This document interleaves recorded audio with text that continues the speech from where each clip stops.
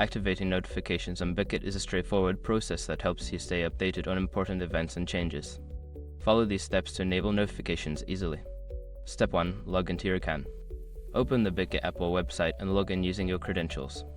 Ensure you have access to your account to make changes to your notification settings. Step 2. Access settings. Navigate to the settings menu. This is usually found in your profile section or represented by a gear icon.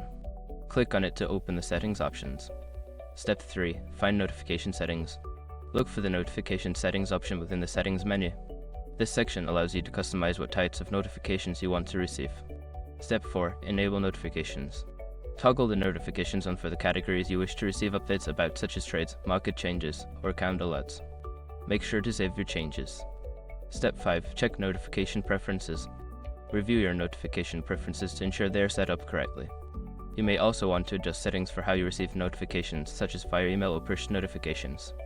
By following these steps, you can easily activate notifications on Bitget and stay informed about your trading activities.